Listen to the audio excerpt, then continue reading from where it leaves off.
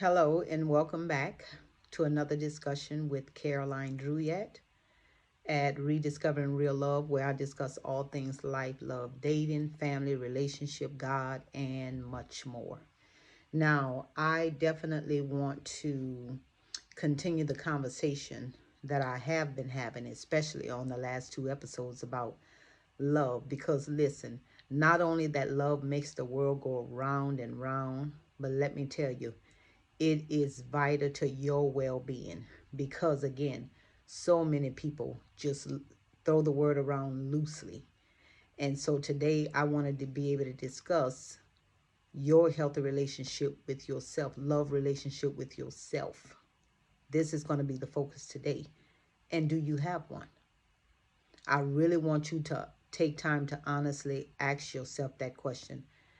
Is my love relationship with myself at its best? Is it healthy? Because it has to be healthy for you in order for it to be healthy with others. And most importantly, it definitely has to be healthy with God. So we're going to just dive right in and have this discussion today. I want to give you 3 points today for you to answer honestly, for you to assess where you are in your love relationship with yourself and is it healthy. Point number one, do you set a good standard for yourself? Do you set a standard? Point two, do you set boundaries? And point three, do you set an expectation? And we're going to talk about these three things today. Okay. You see me looking here because I have a mic over here that seems to be picking up very loud, but it's okay. Do you set a standard? Do you have a standard for yourself in terms of your love relationship? Or are you the type of person that just expend yourself, exert yourself to make sure that every single person in your life, or be it friend, co-worker that you really care about, you just go over and beyond for? Nothing is wrong with that. And remember, the things that I say, the tips that I give, the advice, the counsel, the wisdom, the word of God, all of this stuff that I'm giving you, it's not to condemn. It's for you to judge yourself to see where you are. And I'm not saying that you can't love other people, take care of other people, be there for other people, but you do have to have a standard for yourself. So let's talk about these standards for a little bit. What are your standards? And you can put them in the comment. I'll make sure I turn that on if it's off. And you'll still have plenty enough time to go through and replay to put those comments in. What does that standard look like for yourself? I have a stand. Let me just give you some of my examples. For me, I set a standard for myself. If I don't talk negative to myself, if I don't beat myself down, if I don't mishandle me or mistreat me in any kind of way, then I'm certainly not about to let no one else do that to me. Like right now, these days, especially in the times and the era we're in right now, I see a lot of females like to label their friends, they so-called friends, as B's and HOs, and they have all these different names, and they laughing and they kikiing and they giggling and they think it's cute and they think it's fun, and it's not. There's nothing ladylike, nothing cute, nothing fun, nothing intelligent about somebody labeling you a female dog.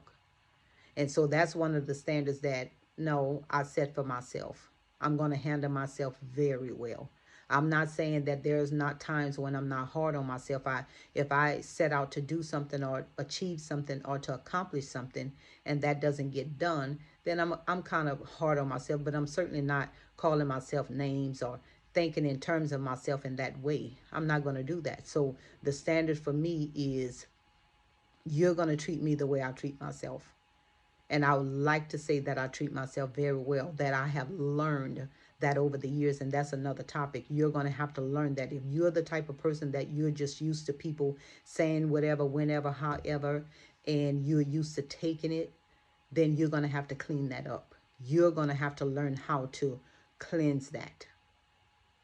and reset.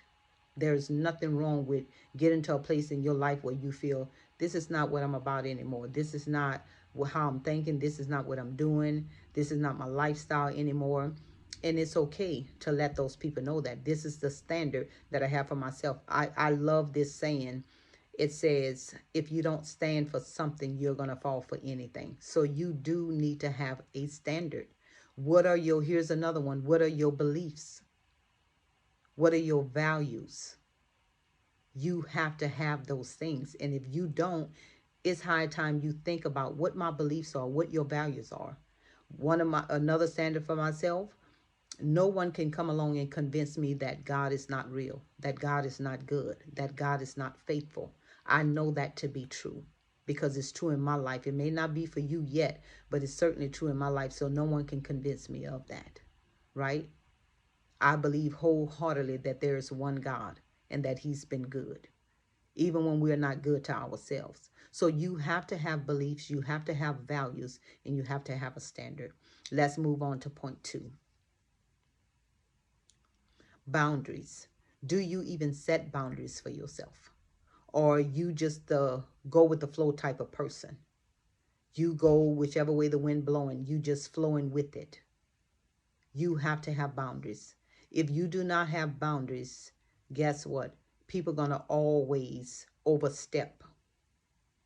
People are going to always be so intrusive and abrasive and just feel like they can, just use up your time, whatever it is that you have going on.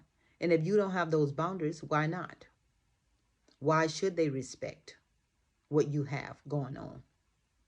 You have to know how to set boundaries, even if it's with loved ones, people.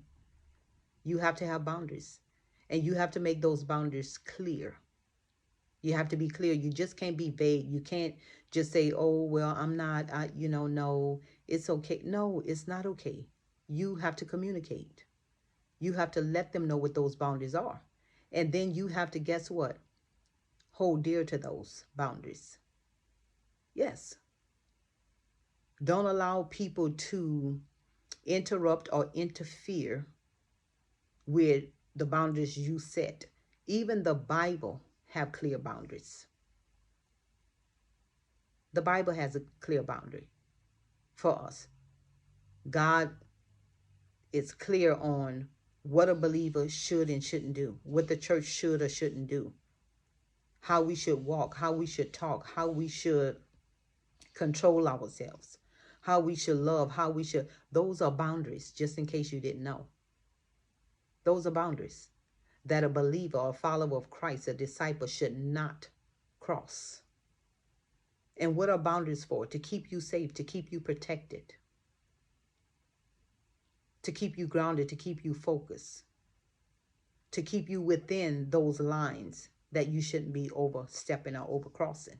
So if God set boundaries for us, we need to set boundaries for us and other people too. Because you're not just setting boundaries for yourself. When you set those boundaries for yourself, you're automatically telling other people, these are boundaries for you too, not to cross. So if I say this is not who I am, and this is not what I'm going to be doing, and no, you're going to respect that. Yes, you will. You'll respect it, or you'll just move on about your life without me included. You have to be clear. And then what are your expectations? You have to have expectations, not only for yourself, but other people too. Let's say you go to the doctor's office and there is a mechanic in there. They send a mechanic. You know how they get you and they check you and they set you in a room. They tell you your doctor going to be with you. But instead of your doctor walking in, here's a mechanic. He's coming with whatever you call it, the thing you use to pump up your tires, to lift up the car, to change your flat tires. And he have wrench and all these things, screwdrivers, and you name it. You're going to be looking at him crazy, right? You're going to be like, nope, either you done lost your mind, you should be at a mechanic shop and not at this hospital room, or I'm in the wrong place and was confused. But somebody is wrong, okay? But let's say that same man go out, they dress him up, clean him up, put him on a white coat or stethoscope. He have his scrubs on, or let's say some slacks with Stacey Adams shoes or whatever, but he looks like a doctor. Then he steps in there and now you're okay because he looks like a doctor. But the minute he gets to checking you, he tell you, yeah, I'm the same mechanic. I'm that same mechanic that was in that. Then you're gonna be like, okay, you know what? I'm done. You know what? Let me go see a real doctor. I don't want to see you. Whatever you're gonna say, but you're gonna push him away. You're not gonna let this mechanic check you out. What am I saying? You have to have a expectation, and in order for you to have that expectation, you want to be able to be clear. You want to be able to have a vision. You want to be able to have a better understanding of why. And so you're not going to let this mechanic check you out. Why? Because he's a mechanic. He's not a doctor. You didn't go there. You didn't go to the mechanic shop to bring your car. You took your body, your person, to that hospital to be seen by a doctor, and a real doctor. It's the same way with people. Have expectations. People need to know that your expectations of them are clear, and you need to be even more clear. You need to have a better understanding of your expectations as well. Because people, I'm telling you, if you don't have that, you will never get to a healthy place of knowing what this love looks like with myself. So I know that I have to set a standard. I have to have a standard. I have to know what I'm going to accept, what I'm going to allow, what I'm not going to tolerate, what I'm going to reject. All of that. You have to have that. And so when people are coming in your life and you are inviting them, or they're inviting themselves, it's good to have that standard. So that way you know, and again, remember I said this at the beginning, that it is vital. A healthy relationship with yourself and love relationship with yourself is vital for your well-being. Again, look at how many women are dying, losing their lives, young women at that, because they had no standard. They had no expectation. They set no boundaries for these young men. And so these young men come in as intrusive, abrasive, and just, they want to take over. They want to run this young woman. Like, they want to control. They want to tell her when, where, and how long. And because she's never distinguished that for herself or set those things in place for herself, she go with the flow. And then she find herself, even to her own death, just giving in. This is why it's so important, and it's okay if you're in a relationship. It is okay for you to still get clear on your standard, those boundaries and expectations, people. It's called reset. It's called another opportunity, another chance to start all over, to develop these things for yourself, to establish this for yourself. Because if you don't, and I often teach the women when I'm teaching them, that don't you know that if you don't have a plan for your life, the devil does? You better wake up and you better realize this is why it's important for you to know exactly what it feels like, what it looks like to be in a healthy love relationship with yourself. Because once you establish that, you'll be a fool. And I'll say this plain, you'll be a pure fool to let somebody else come in and mistreat you, mishandle you, abuse you, whatever their intentions is towards you that's not good. You'll be a fool to let them come in there and do those things to you. And you have no say. No. Remember, God's gift to us is life through his son, Jesus Christ. And our gift back to him is what we do with our lives. Not what we allow other people to do with our lives, but what we allow them to do. But that responsibility is on you. So again, assess where you are. Are you walking in a healthy love relationship with yourself? I'm talking about loving yourself, being kind to you, investing in you, treating you well, getting proper sleep, drinking plenty of water, eating healthy, exercising, all of those things. That's involved in you having a healthy love relationship with yourself, having that time for you to process, to think, to do whatever it is you need to do to make sure that you are well, to see a counselor, to see a therapist. You need to have time for those things. And so let me give you another scenario. Because this just happened to someone the other day, just happened.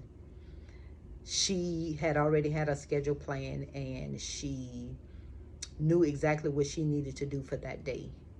And we start chapel early in the morning, so she had already had a plan, and she had a plan. She knew exactly what she was going to do. Well, those plans for her was interrupted, and her biggest thing was, I'm always taking care of other people. I'm always there for them. I'll drop everything I need to do. I'll do this for them. So for the one time that I really want to do something for myself and get on my feet and take care of myself, then someone missed their ride. The person intentionally missed the ride because they didn't want to go with the other person. They wanted her. They wanted to go with her because they were their family. Okay.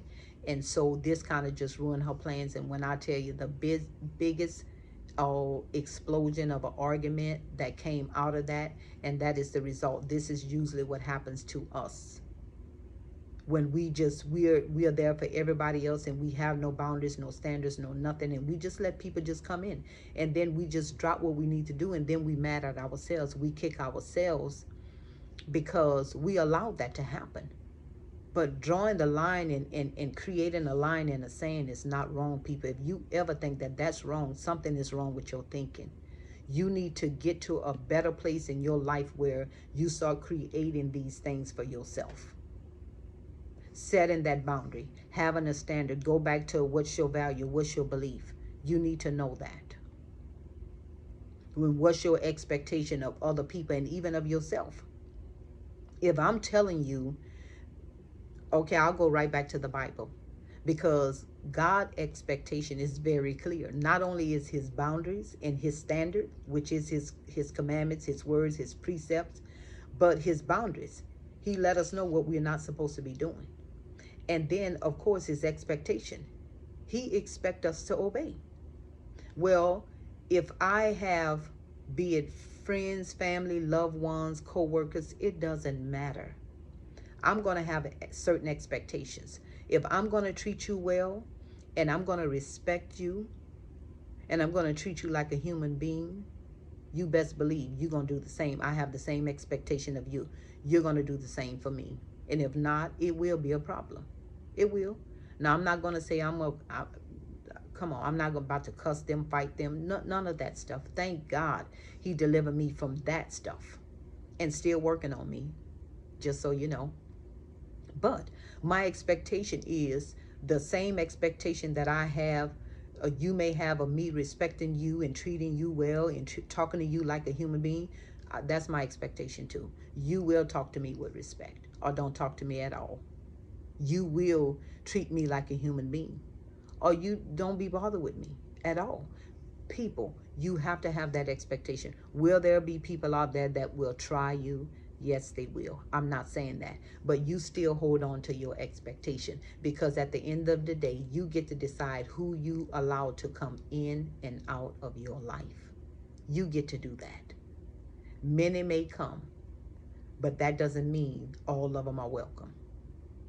And so you get to decide that for yourself. And so get back to that. Get back to learning what it is to love on you. Love on you. Treat yourself well. Talk to yourself well. Pamper yourself. Invest in yourself. Love on you. Set those boundaries. Set those expectations. That's how you get to a place of being in a healthier relationship with you, so that you will know how to do it with other people.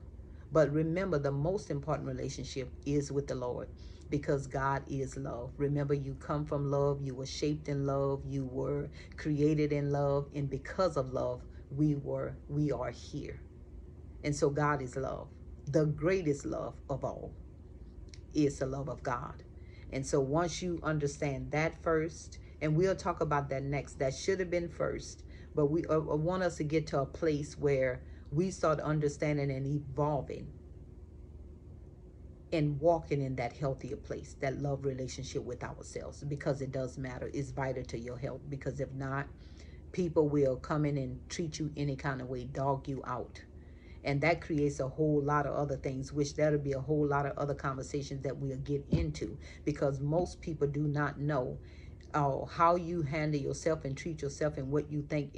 That's the most important thing that affects you more than somebody else saying or talking about you behind your back and you get wind of it. No, words hurt. Word does matter. They do. Doesn't matter what lips they coming from, but the most impact and influential or hurt that you can inflict on you is what you think and what you say and what you believe about yourself. So hopefully this has helped you. Hopefully you will run quick, get a pen and notebook and just start jotting down, do I have a standard? And if I do, what does that look like? Do I set boundaries? And if I do, what does that look like? And have I made it clear to those people that think that they're going to come in and overstep that? And what is my expectation, not only for myself, but other people? Write down what that looks like, and you begin to start there. Thank you. I hope that this has helped you, and I hope you just click, like, and share with your loved ones, with your friends, your co-workers, whoever. And I'll see you next Tuesday.